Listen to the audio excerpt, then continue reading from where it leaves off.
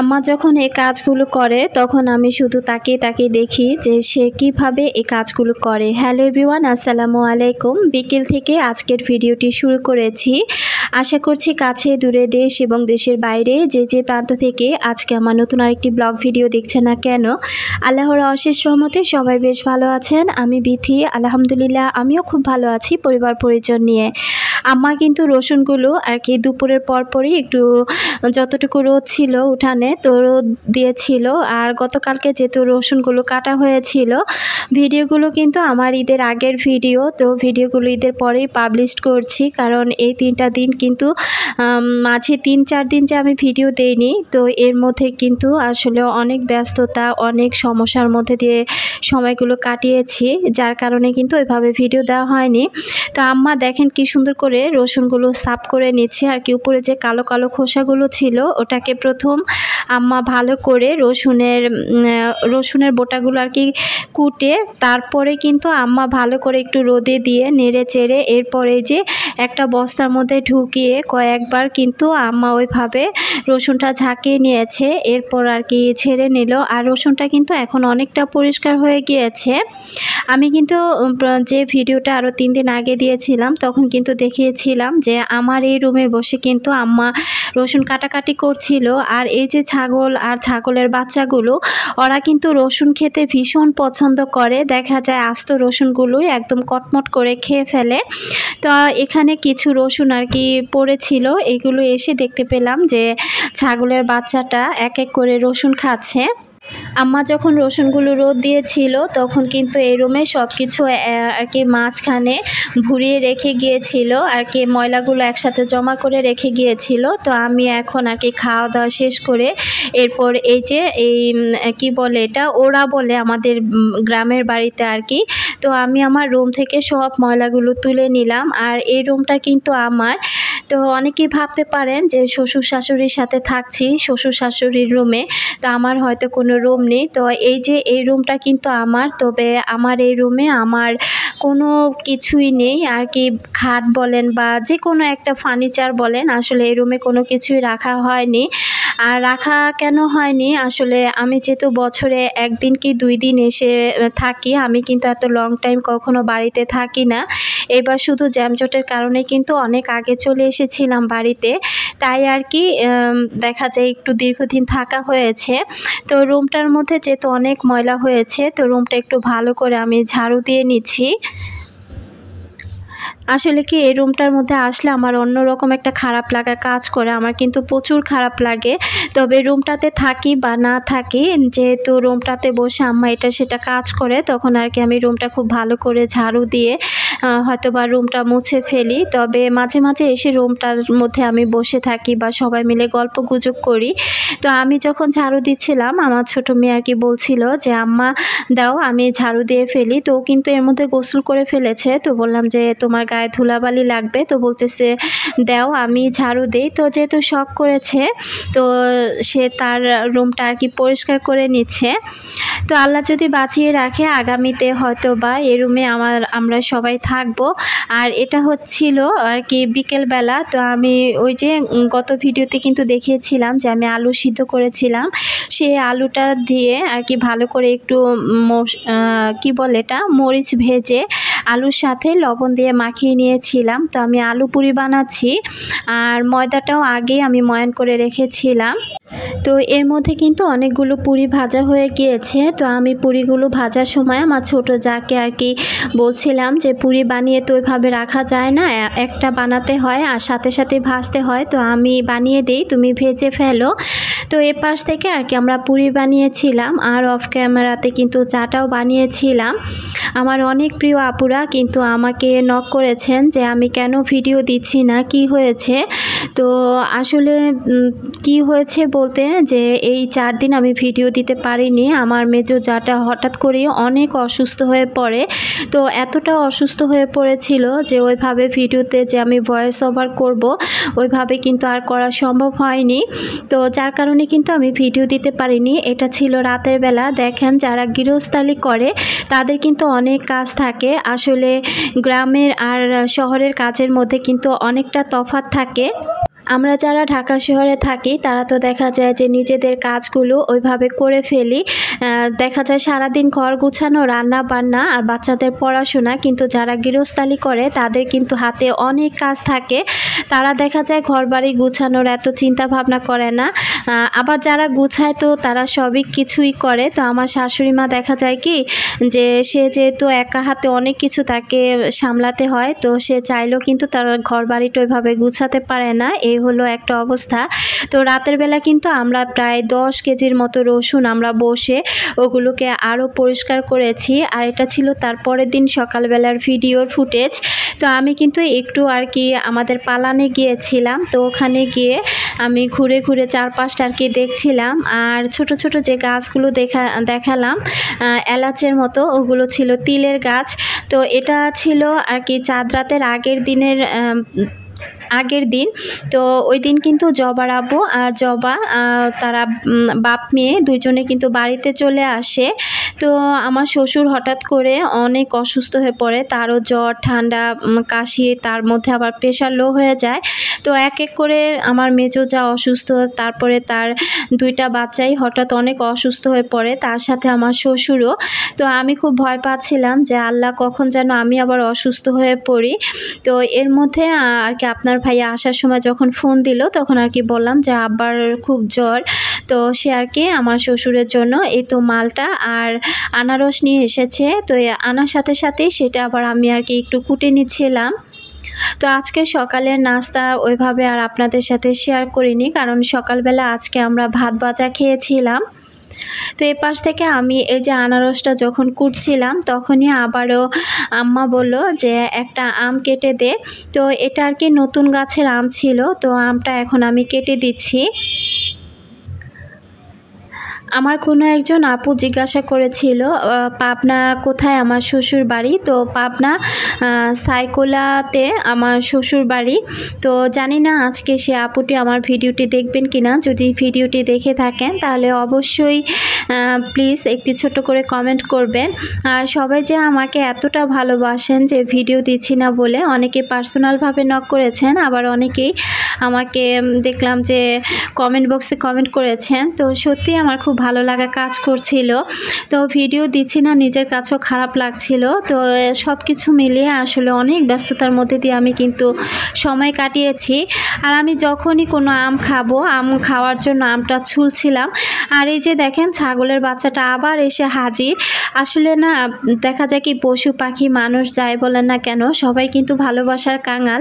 তবে ওকে কিন্তু আমি কুলে নিয়ে অনেক আদর সোহাগ করি। তখন যে কান ধরে মলে দিয়েছিলাম শুধু কিন্তু তা না, ওকে কিন্তু আমি অনেকটা আদরও করেছিলাম। তো দেখা যায় কি যখনই আমি যেখানে যাই ও আমার পিছু পিছুই আর কি থাকে।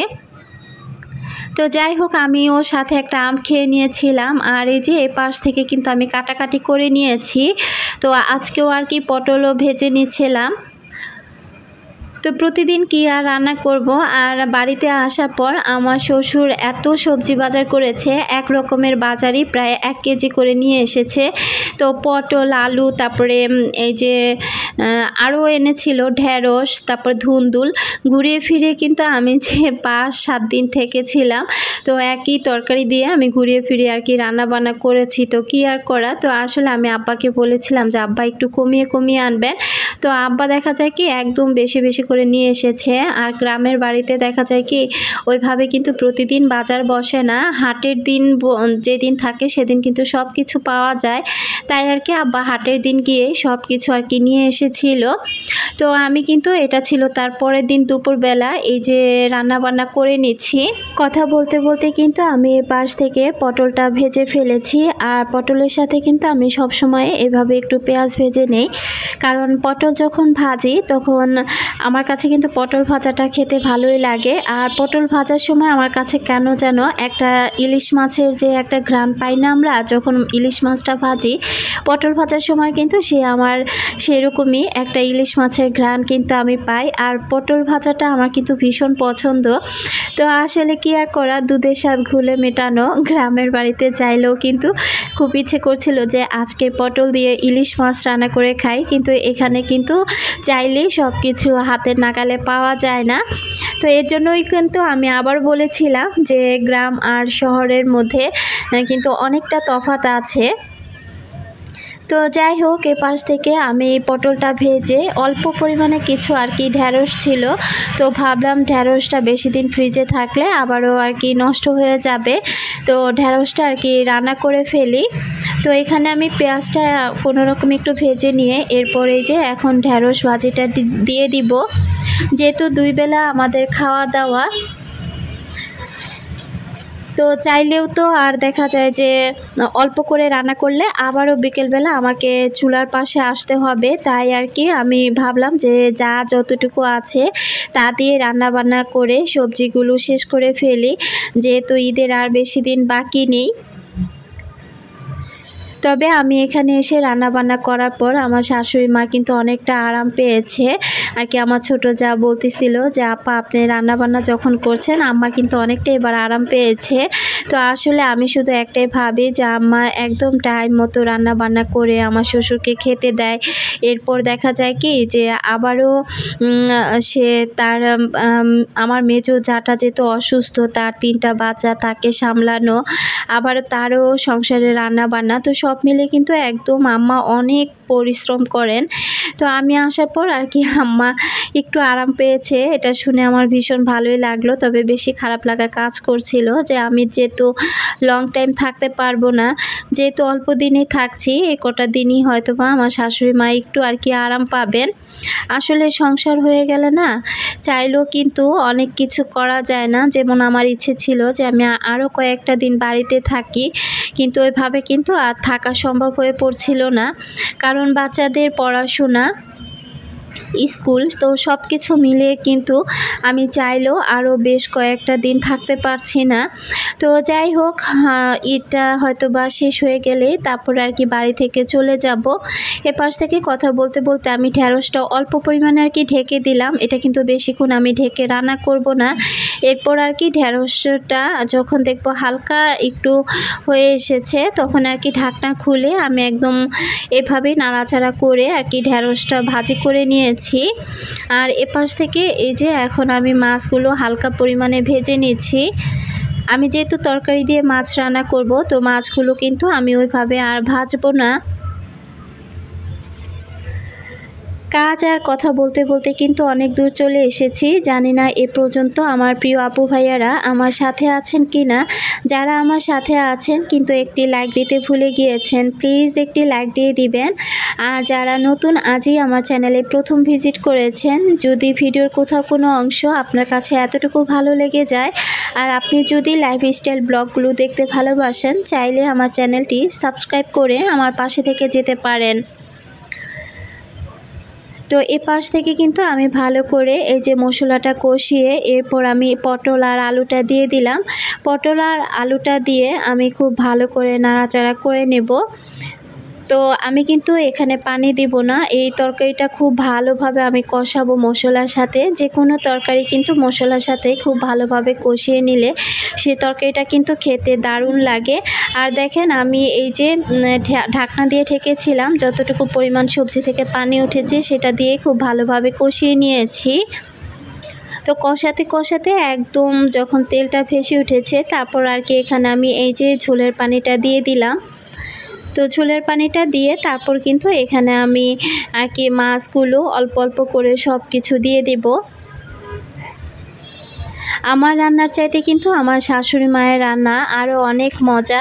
তো আসলে কি এবার হয়তো আমার ভাগ্যে হলো না আমার শাশুড়ি মায়ের রান্না খাওয়ার। তবে আম্মাকে আমি বলেছিলাম যে আম্মা আপনি হয় একটা দিন আর কি রান্না করবেন। তো আসলে আম্মার এত ব্যস্ততা, এই ব্যস্ততা দেখে এরপর দ্বিতীয়বার বলার আর সাহসটাই পাইনি। তো কি আর করা, আমার হাতে রান্নায় শাশুড়ি মাকে আর কি খাইয়ে যাচ্ছি। তো মাছ যেহেতু অনেকগুলো, তো আমি এখানে না অল্প অল্প করে মাছ আর কি আগে ছেড়ে দিলাম। এরপর সবজির সাথে ভালো করে মাছটা মিশিয়ে এরপর আর কি বাকি মাছগুলো আবার উপর থেকে দিয়ে দিব। আজকে যেহেতু আমরা মানুষ বেশি আর যেহেতু 2 বেলা তরকারিটা খাওয়া হবে, তাই আর কি মাছের পরিমাণটাও কিন্তু বেশি। এই কটা দিন কিন্তু একদিনও কারেন্ট যায়নি। আমি যখন এসেছি তখন পর্যন্ত কারেন্ট যায়নি গ্রামের বাড়িতে। তবে চাঁদ রাতের আগের দিন যখন জবার আব্বু আর জবা এসেছে সেদিনই কিন্তু কারেন্টটা চলে গিয়েছে। তো কারেন্ট থাকে না এই কথাটি কিন্তু এখন আর আমাকে গ্রামে এসে চিৎকার পেরে বলতে হয় না। তবে যখনই জবার আব্বু আর জবা এসেছে তখনই কিন্তু কারেন্টটা চলে গিয়েছে। তো আমি এই পাশ থেকে রান্না করছিলাম আর ওই পাশ থেকে জবার আব্বু রুমে বসে বলতেছিল যে কারেন্ট নাকি যায় না, এখন কারেন্ট কেন গেল। তো আমি আর কি ওর সাথে একটু দুষ্টামি করছিলাম যে এই যে তোমরা এসেছো আর কারেন্টটাও চলে গেল। তো এই পাশে আম্মা আর কি জবার আব্বুকে একটু মুড়ি মাখিয়ে দিয়েছিল। তো জবার আব্বু অল্প পরিমাণে খেয়ে বলতেছিল যে সে আর খাবে না। তো আমি আবার বাটিতে করে নিয়ে যখন বারান্দায় এসে বসে বসে খাচ্ছি তখন আর কি সে আমার থেকে নিচে মেয়েরা এসে বলতেছে আমাকে একটু দাও। তা আমি খাবো কি, আমি বসে নাড়াচাড়া করছি আর ওরা সবাই অল্প অল্প করে তুলে আর কি খেয়ে নিচ্ছিল। তো আমার কিন্তু এর মধ্যে সকল রান্নাবান্না শেষ, টেবিলে সকল খাবার গুছিয়ে নিয়েছি। আমি কিন্তু গতকাল বিকেল থেকে আজকে দুপুর পর্যন্ত যা যা কাজ করেছি সেগুলোই আপনাদের সাথে শেয়ার করেছি। আজকের মতো এখানেই বিদায় নিচ্ছি। আল্লাহ হাফিজ।